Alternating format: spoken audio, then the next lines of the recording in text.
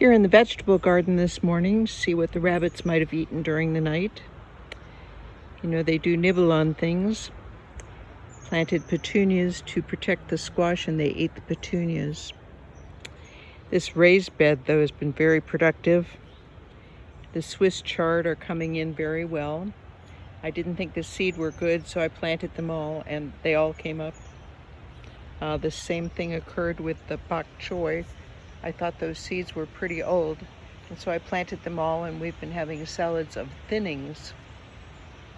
This is what I do when I have old seed. I put them all in the ground, so now we have a hedge of peas. Let's see what else is going on in here. I'm just going to wander around to hit the raised bed here and see what else is coming up. I'm not even sure what this glorious thing is. These plants, there are two of them, came up from the compost we put in the bed. So it could be anything. It could be a pumpkin, a squash, a cucumber. It doesn't really look like cucumber leaves, but it's some kind of a squash vining plant. The bush beans have started to come up, and there are a couple of teeny tiny kales there. Over here we have yet another volunteer. Not sure what that little viney thing is. Carrots have started to sprout. We've been eating radishes for a couple of weeks. Really enjoy those. This is last year's garlic that I failed to pick, and so they're coming back. This plant has been so reliable.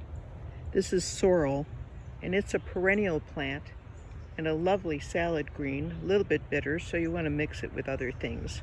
But isn't it pretty?